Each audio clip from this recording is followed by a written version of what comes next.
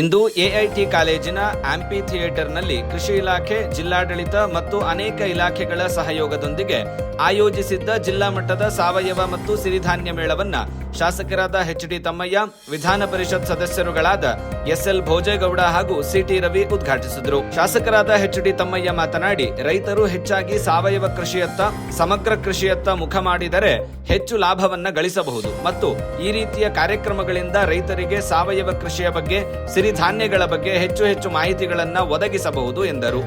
ಇಡೀ ಪ್ರಪಂಚದಲ್ಲಿ 70% ಕೃಷಿಯನ್ನೇ ನಂಬಿ ಬದುಕ್ತಾ ಇರ್ತಕ್ಕಂಥ ದೇಶ ಯಾವ್ದಾರ ಇದ್ರೆ ಅದು ನಮ್ಮ ಭಾರತ ದೇಶ. ಇಂಥ ಕೃಷಿಯನ್ನು ನಂಬಿ ಬದುಕ್ತಾ ಇರ್ತಕ್ಕಂಥ ಭಾರತ ದೇಶದಲ್ಲಿ ಕೃಷಿಕನ ಬೆನ್ನೆಲುಬು ಕೃಷಿ ಉಪಕರಣಗಳು ಮತ್ತು ಎತ್ತುಗಳು. ಇಂಥ ಸಂದರ್ಭದಲ್ಲಿ ಕೃಷಿಯನ್ನೇ ನಂಬಿ ಬದುಕ್ತಾ ಇರ್ತಕ್ಕಂಥ ಜನರಿಗೆ ಆಧುನಿಕ ವ್ಯವಸ್ಥೆಯಲ್ಲಿ ಈ ಭಾಳ ಮುಂದುವರೆದಂಥ ಸಂದರ್ಭದಲ್ಲಿ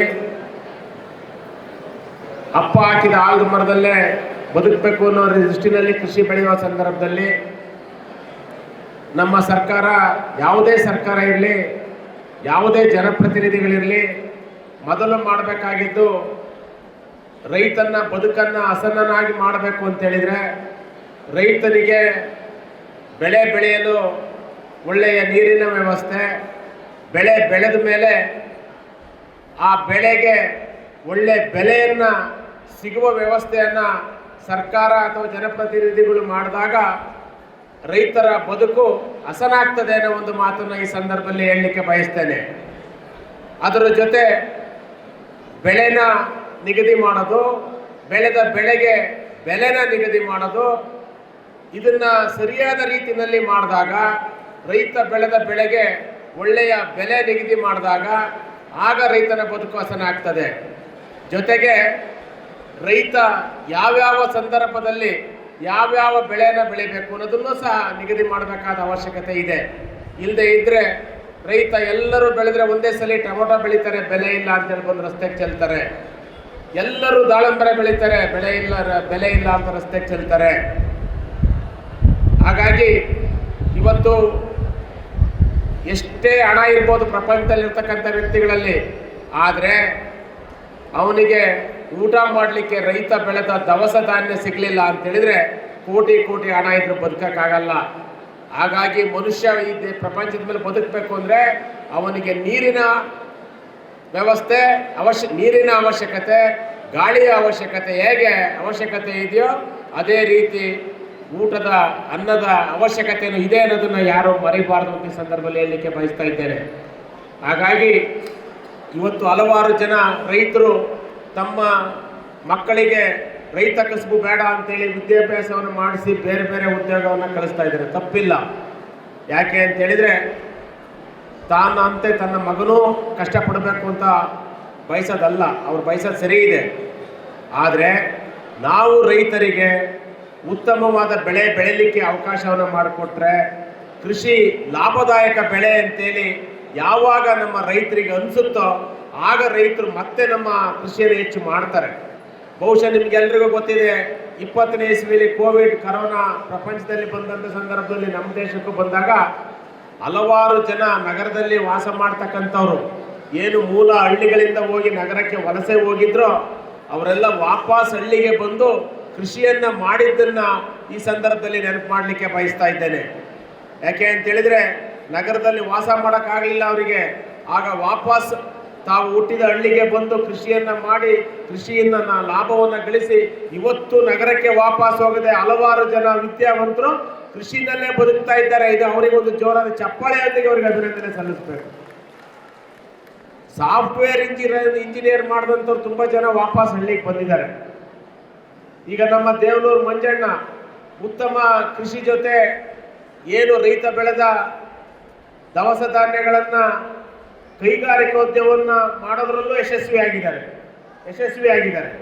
ಅದೇ ರೀತಿ ದೇವನೂರು ಭಾಗದಲ್ಲಿ ಕಿರಣ್ ಅಂತ ಮತ್ತು ದರ್ಶನ್ ಅಂತ ಅವರಿಬ್ಬರು ಸಾಫ್ಟ್ವೇರ್ ಕಂಪ್ನಿಯಲ್ಲಿ ವರ್ಷಕ್ಕೆ 50 ಲಕ್ಷ ರೂಪಾಯಿ ದುಡಿತಾ ಇದ್ದಂಥವ್ರು ಇವತ್ತು ಬಂದು ಊರಲ್ಲಿ ದಾಳಿಂಬರೆ ಬೆಳೆದು ಒಳ್ಳೆ ದಾಳಿಂಬರೆ ಬೆಳೆಗಾರರಾಗಿದ್ದಾರೆ, ಮತ್ತೆ ಲಾಭನೂ ಪಡೆದಿದ್ದಾರೆ. ಯಾಕೆ ಹೇಳ್ತೀನಿ, ಒಬ್ಬ ವಿದ್ಯಾವಂತ ಯಾಕೆ ವಾಪಸ್ ಬಂದು ಕೃಷಿಕನಾದ ಅಂದರೆ ಅಲ್ಲಿಗಿಂತ ಇಲ್ಲಿ ಲಾಭ ಇದೆ ಅಂತೇಳಿ. ಆದರೆ ನಾವು ಮಾಡಬೇಕಾಗಿರ್ತಕ್ಕಂಥ ನಮ್ಮ ಕರ್ತವ್ಯ ರೈತನಿಗೆ ಅವರಿಗೆ ಸರಿಯಾದ ಸಂದರ್ಭದಲ್ಲಿ ಬೆಳೆ ಬೆಳೀಲಿಕ್ಕೆ ನೀರಿನ ವ್ಯವಸ್ಥೆ, ವಿದ್ಯುತ್ ವ್ಯವಸ್ಥೆ ಮಾಡಿಕೊಟ್ಟಾಗ ಮಾತ್ರ ರೈತ ಹಸನ್ಮುಖಿಯಾಗಿರ್ತಾನೆ ಅನ್ನೋ ಒಂದು ಮಾತನ್ನು ಇನ್ನು ಹೇಳ್ತಾ ಇದ್ರು. ಇವತ್ತು ಭಾಳ ನಮ್ಮ ಕೃಷಿ ಇಲಾಖೆಯ ತಿರುಮಲೇಶು ಮತ್ತು ಎಲ್ಲ DD AD ಎಲ್ಲರೂ ಸೇರಿ ಈ ಒಂದು ಕಾರ್ಯಕ್ರಮವನ್ನು ತುಂಬ ಅಚ್ಚುಕಟ್ಟಾಗಿ ಮಾಡಿದ್ದಾರೆ. ಮತ್ತು ನಮ್ಮ ವೇದಿಕೆ ಮುಂಭಾಗದಲ್ಲಿ ಬಹುಶಃ ಇಲ್ಲಿ ಯಾರ್ಯಾರು ರೈತರು ಬಂದಿದ್ದೀವಿ ನಮಗೆಲ್ರಿಗೂ ಒಂದು ಸುಮಾರು 30 ವರ್ಷ 40 ವರ್ಷದ ಹಿಂದಿನ ನೆನಪನ್ನ ಇಲ್ಲಿ ತಂದಿದ್ದಾರೆ. ಈಗ ಈ ರೀತಿ ಕಣದಲ್ಲಿ ರಾಶಿ ಮಾಡೋದು, ಬಾಳೆಕಂದನ್ನ ಇರ್ಬೋದು, ರಾಗಿ ಬೀಸ ಕಲ್ಲಿರ್ಬೋದು, ಗುಡಾಣ ಇರ್ಬೋದು, ಇವನ್ನೆಲ್ಲ ಇತ್ತೀಚೆಗೆ ನಾವು ಕಾಣ್ತಾ ಇಲ್ಲ. ಯಾಕೆಂದರೆ ಹಲವಾರು ಶಿವಾನಂದ ಸ್ವಾಮಿಯವರು ಹೇಳಿದಂತೆ ಈಗ ಯಂತ್ರೋಪಕರಣಗಳ ಮುಖಾಂತರ ನಾವು ಒಕ್ಕಲಾಟವನ್ನು ಮಾಡ್ತಾ ಇದೀವಿ, ತಪ್ಪೇನಿಲ್ಲ. ಭೋಜೇಗೌಡರು ಹೇಳಿದ್ರಲ್ಲ, ಅದರಲ್ಲಿ ಒಂದು ಸೈಂಟಿಫಿಕ್ ಸರಿ ಇದೆ. ಕಣದಲ್ಲಿ ಮಾಡುವ ಬದಲಿಗೆ ನಾವು ರಸ್ತೆನಲ್ಲಿ ಆಗ್ತಾ ಇರೋದು ತಪ್ಪು ಅಂತ ಅವ್ರು ಹೇಳಿದ್ರು, ಖಂಡಿತ ಸೈಂಟಿಫಿಕ್ ಆಗಿ ತಪ್ಪೇ ಅದು. ಇವತ್ತು ವಿಧಿ ಇಲ್ದಲೇ ರೈತರು ರಸ್ತೆಯಲ್ಲಿ ಆಗ್ತಾ ಇದ್ದಾರೆ, ಒಪ್ಕೊಂತೀನಿ. ಆದರೆ ಈಗಾಗಲೇ ನಮ್ಮ ಏನು ಕೃಷಿ ಬದುಕಿನಲ್ಲಿ ಹೆಚ್ಚುವರಿ ಇಳುವರಿ ತೆಗೆದುಕೊಳ್ಳಲಿಕ್ಕೆ ಮತ್ತು ಬೆಳೆ ಚೆನ್ನಾಗಿ ಬರಲಿಕ್ಕೆ ಕೆಮಿಕಲ್ಸ್ನ ನಾವು ಉಪಯೋಗಿಸ್ತಾ ಇದ್ದೇವೆ. ಎಲ್ಲ ಒಂದಲ್ಲ ಒಂದು ರೀತಿಯ ಕೆಮಿಕಲ್ಸ್ನ ನಾವು ಉಪಯೋಗಿಸ್ತಾ ಇದ್ದೇವೆ. ಔಷಧಿ ಸಿಂಪಡಿಸೋದ್ರಿಂದ ಹಿಡಿದು ಗೊಬ್ಬರ, ನಾವು ಹಾಕುವ ಆಧುನಿಕ ಗೊಬ್ಬರ, ನಾವು ಉಪಯೋಗಿಸುವ ಆಧುನಿಕ ಔಷಧಿಗಳು ಸಿಂಪಡಿಸ್ತೀವಲ್ಲ, ಅದೆಲ್ಲ ಕೆಮಿಕಲಿಂದ ತಯಾರಾಗಿರ್ತಕ್ಕಂಥದ್ದು. ಇದರ ಮುಖಾಂತರ ಬೆಳೀತಾ ಇರ್ತಕ್ಕಂಥ ಈ ಬೆಳೆಗಳನ್ನು ಊಟ ಮಾಡುವ ನಾವೆಲ್ಲ ಏನು ಸಾರ್ವಜನಿಕರಿದ್ದೀವಿ ಅವರೆಲ್ಲರಿಗೂ ಆ ಆಹಾರದಲ್ಲಿ ವಿಷ ಮಿಶ್ರಿತ ಆಹಾರ ನಾವು ಸೇವಿಸ್ತಾ ಇದ್ದೀವಿ. ಅದನ್ನು ತಡೆಗಟ್ಟಬೇಕು ಅಂತೇಳಿದರೆ ನಿಜವಾಗ್ಲೂ ಅದಕ್ಕೆ ಒಂದೇ ಮಂತ್ರ ಇರೋದು ಸಾವಯವ ಕೃಷಿ ಮತ್ತು ಸಿರಿಧಾನ್ಯಗಳ ಬೆಳೆಯುವಂಥದ್ದು. ಸಾವಯವ ಕೃಷಿ ಮತ್ತು ಸಿರಿಧಾನ್ಯಗಳ ಬೆಳೀಲಿಕ್ಕೆ ಈಗಾಗಲೇ ಸರ್ಕಾರ ಹಲವಾರು ರೀತಿಯ ಪ್ರೋತ್ಸಾಹ ಧನವನ್ನು ಕೊಡ್ತಾ ಇದೆ. ಹಲವಾರು ರೀತಿಯ ಪ್ರೋತ್ಸಾಹ ಧನವನ್ನು ಬಳಸ್ಕೊಂಡು ರೈತರು ಸಾವಯವ ಕೃಷಿಗೆ ಮತ್ತು ಸಿರಿಧಾನ್ಯಗಳ ಬೆಳೆಗಳನ್ನು ಬೆಳೆದಾಗ ನಾವು ನಿಜವಾಗಲೂ ಅನ್ನದಾತ ಬಂಧುಗಳು, ನಾವು ಸಾರ್ವಜನಿಕರಿಗೆ ವಿಷಪೂರಿತವಲ್ಲದ ಉತ್ತಮ ಗುಣಮಟ್ಟದ ದವಸ ಧಾನ್ಯಗಳನ್ನು ಕೊಡಲಿಕ್ಕೆ ಸಾಧ್ಯ ಆಗ್ತದೆ ಅನ್ನೋ ಒಂದು ಮಾತನ್ನು ಈ ಸಂದರ್ಭದಲ್ಲಿ ಹೇಳಲಿಕ್ಕೆ ಬಯಸ್ತೇನೆ. ಸಾವಯವ ಸಿರಿಧಾನ್ಯಗಳಿಗೆ ಇಳುವರಿ ಕಡಿಮೆ ಅಂತ ಹೇಳ್ತಾರೆ, ಆದರೆ ಖಂಡಿತ ಇಳುವರಿ ಕಡಿಮೆ ಆದರೂ ಬೆಲೆ ಜಾಸ್ತಿ ಇದೆ. ನಾನೊಬ್ಬ ಸಾಮಾನ್ಯ ರೈತ ಕುಟುಂಬದಿಂದ ಬಂದಿರತಕ್ಕಂಥವನು. ನನಗೆ ರಾಗಿ ಬೆಳೆ ಬೆಳೆದು ಗೊತ್ತು, ಭತ್ತದ ಬೆಳೆ ಬೆಳೆದು ಗೊತ್ತು, ಟೊಮೊಟೊ ಬೆಳೆ ಬೆಳೆದು ಗೊತ್ತು, ಜೋಳ ಬೆಳೆದು ಗೊತ್ತು, ಕೋಸು ಬೆಳೆದು ಗೊತ್ತು. ನಮಗೆ ಕಾಫಿ ಬೆಳೆ ಬೆಳೆದು ಗೊತ್ತಿಲ್ಲ ನನಗೆ, ಅಥವಾ ಬೇರೆ ಬೇರೆ ಕಾಫಿ ತೋಟದಲ್ಲಿ ಬೆಳೆಯುವ ಬೆಳೆಗಳು ಬೆಳೆದು ನನಗೆ ಖಂಡಿತ ಗೊತ್ತಿಲ್ಲ. ನಾನೊಬ್ಬ ಸಾಮಾನ್ಯ ರೈತನ ಮಗ. ಹಾಗಾಗಿ ಸಾಮಾನ್ಯ ರೈತರ ಮಗ ನಾನು ಯೋಚನೆ ಮಾಡಿ ಹೇಳ್ತೇನೆ, ಖಂಡಿತ ಸಾವಯವ ಕೃಷಿನಲ್ಲಿ ಸಿರಿಧಾನ್ಯಗಳಿಗೆ ಈಗ ಉತ್ತಮ ಬೆಲೆ ಇದೆ. ನೀವು ನಿಜವಾಗಿ ಮಾಮೂಲಿ ಬೆಲ್ಲ 60 ರೂಪಾಯಿ kg ಇದ್ರೆ ಸಾವಯವದಿಂದ ಬೆಳೆದಿರ್ತಕ್ಕಂಥ ಬೆಲ್ಲಕ್ಕೆ 80 ರೂಪಾಯಿ 90 ರೂಪಾಯಿ ಇದೆ, 100 ರೂಪಾಯಿ ಇದೆ. ಅಂದರೆ ಇಳುವರಿ ಕಡಿಮೆ ಆದ್ರೂ ರೇಟ್ ಜಾಸ್ತಿ ಇದೆ. ಹಾಗಾಗಿ ಸಿರಿಧಾನ್ಯ ಮತ್ತು ಸಾವಯವ ಕೃಷಿನ ಹೆಚ್ಚು ಬೆಳಿಬೇಕು ಅಂತ ಸರ್ಕಾರ ಪ್ರೋತ್ಸಾಹ ಮಾಡ್ತಾ ಇದೆ. ಸಿರಿಧಾನ್ಯ ಅಂದರೆ ಏನು ಬೇರೆ ಯಾವುದೂ ಇಲ್ಲ. ಸಿರಿಧಾನ್ಯ ಅಂದರೆ ಈ ಹಿಂದೆ ನಾವೆಲ್ಲ ಉಪಯೋಗಿಸ್ತಾ ಇದ್ವಿ, ಹಿಂದಿನ 40-50 ವರ್ಷದ ಹಿಂದೆ ರಾಗಿ, ಅರಳೆ, ಸವಣೆ, ನವಣೆ, ಇವೆಲ್ಲ ಸೊರಳೆ, ಕೂರ್ಲು, ಸಜ್ಜೆ ಇವೆಲ್ಲ ಉಪಯೋಗಿಸ್ತಾ ಇದ್ವಿ.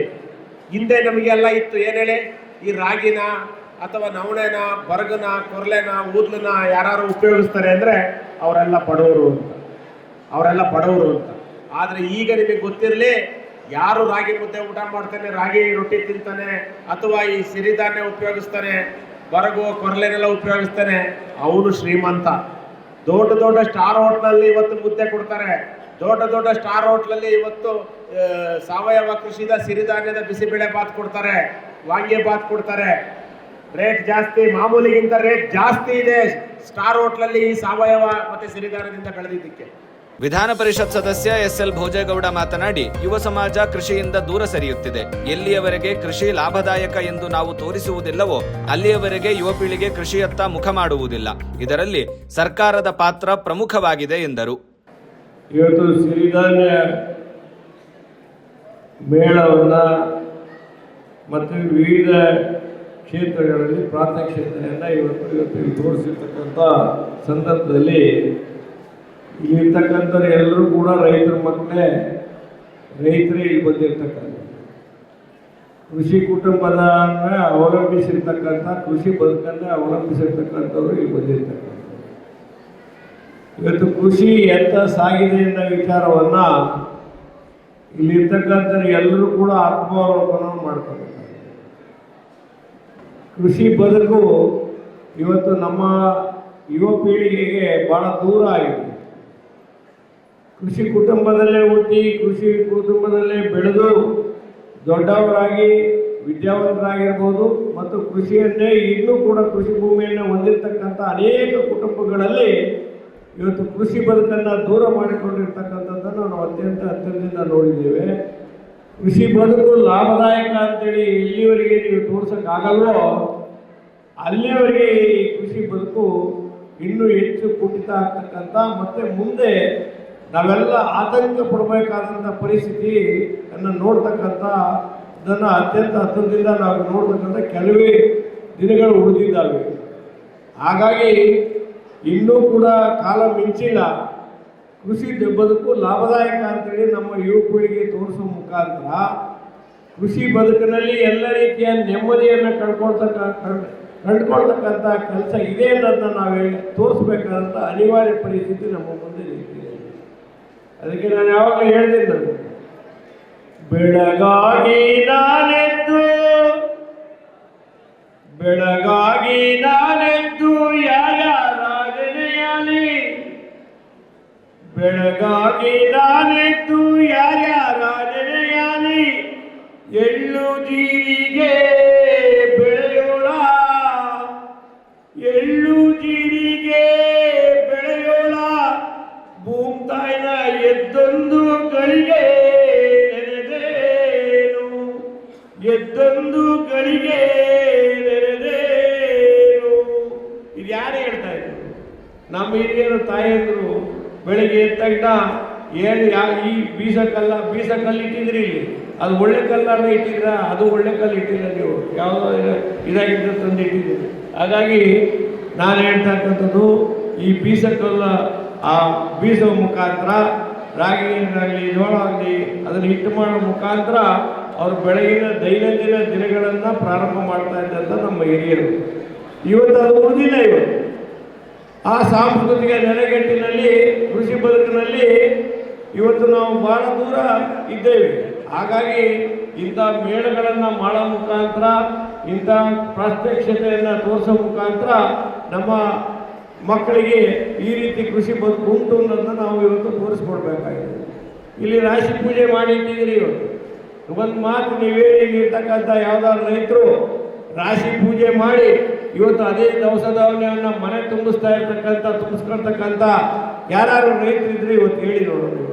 ಇವತ್ತು ಅಲ್ಲಿ ರೋಡ್ ಸೈಡಲ್ಲಿ, ಟಾರ್ ರೋಡಲ್ಲಿ ತೆನೆ ಹಾಕ್ತೀರಿ, ಅಲ್ಲಿ ಹೋಗ್ತಕ್ಕಂಥ ಬರ್ತಕ್ಕಂಥ ಲಾರಿ, ಬಸ್ಸು, ಕಾರು ಇದರಲ್ಲಿ ತುಳಿಸ್ಕೊಂಡು ಅಲ್ಲಿ ಏನೇನು ಗಲೀಜಾಗಬೇಕು ಎಲ್ಲ ಗಲೀಜಾಗಿ ಆಮೇಲೆ ಅಲ್ಲಿಂದಲೇ ತಗೊಂಡೋಗಿ ರಾಶಿ ಪೂಜೆಯಿಂದ ಯಾವುದರಿಂದ ತಗೊಂಡೋಗಿ ಮನೆ ತುಂಬಿಸ್ಕೊಳ್ತೀವಿ.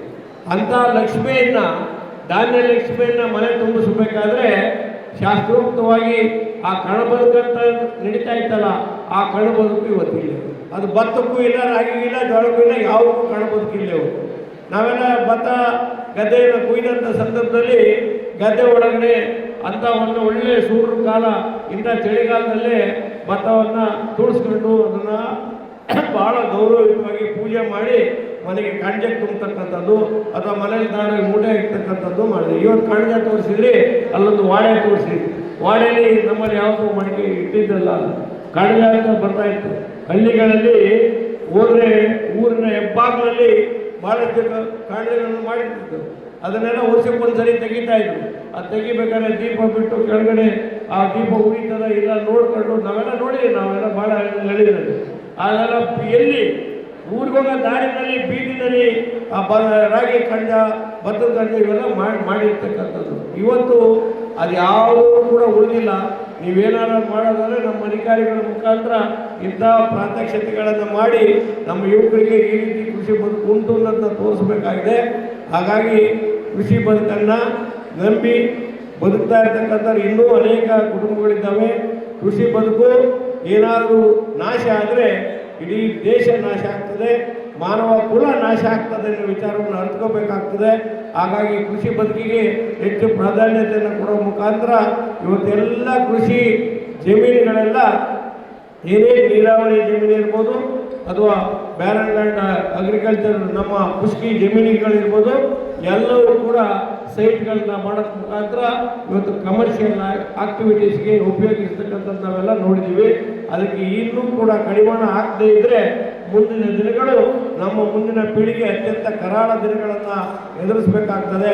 ಆ ನಿಟ್ಟಿನಲ್ಲಿ ಕೃಷಿ ಬದುಕು ಪ್ರಾಧಾನ್ಯವಾಗಿರ್ತಕ್ಕಂಥ ನಮ್ಮ ದೇಶ ಕೃಷಿಯನ್ನು ಎತ್ತಿ ಹಿಡಿಯಬೇಕು. ಕೃಷಿ ಬದುಕನ್ನು ಇನ್ನೂ ಹೆಚ್ಚು ಪ್ರೋತ್ಸಾಹಿಸುವ ಮುಖಾಂತರ ಆಸಕ್ತಿಯನ್ನು ಯುವಕರಲ್ಲಿ ಮೂಡಿಸೋಕೆ ನಾವೆಲ್ಲರೂ ಕೂಡ ಪ್ರಯತ್ನ ಮಾಡೋಣ ಅಂತ ಹೇಳ್ತಾ, ಕಾರ್ಯಕ್ರಮದಲ್ಲಿ ಜಂಟಿ ಕೃಷಿ ನಿರ್ದೇಶಕ ತಿರುಮಲೇಶ, ಕೆಫೆಕ್ ಅಧ್ಯಕ್ಷರಾದ ಬಿಎಚ್ ಹರೀಶ್, ಜಿಲ್ಲಾ ಗ್ಯಾರಂಟಿ ಅನುಷ್ಠಾನ ಸಮಿತಿಯ ಅಧ್ಯಕ್ಷರಾದ ಶಿವಾನಂದ ಸ್ವಾಮಿ ಸೇರಿದಂತೆ ಅನೇಕರು ಉಪಸ್ಥಿತರಿದ್ದರು. ಐಸಿರಿ ಟುಡೇ, ವಾಯ್ಸ್ ಆಫ್ ಡೆಮೋಕ್ರಸಿ.